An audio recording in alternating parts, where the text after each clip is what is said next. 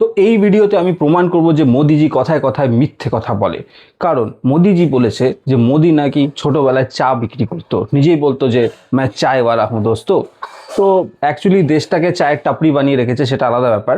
তো আরেক দিকে মোদিজি বলেছে উনি নাকি ৩৫ বছর আদিবাসীদের সাথে থেকেছে, কখনো বলেছে ৩৫ বছর ভিখারিদের সাথে ভিক্ষা চেয়ে খেয়েছে, কখনো বলেছে ৩৫ বছর ধরে উনি পাহাড়ে থেকেছেন।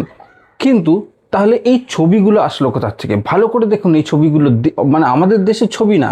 যে ভিক্ষা করে খাচ্ছে সে কিভাবে লন্ডন, প্যারিস, আমেরিকায় ঘুরে বেড়াতে পারে? তো এটাতেই প্রমাণ হয়ে যাচ্ছে যে মোদিজি কথায় কথায় মিথ্যে কথা বলে।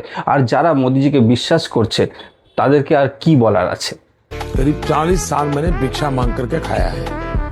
मैं लोगों के घर में भिक्षा मांग करके खाता था। लोग सुन करके हैरान हो जाएंगे जी, क्योंकि कभी इस प्रकार की बातें आई नहीं है। मैं 35 साल तक भिक्षा मांग करके खाया, किसी के गले नहीं उतरे।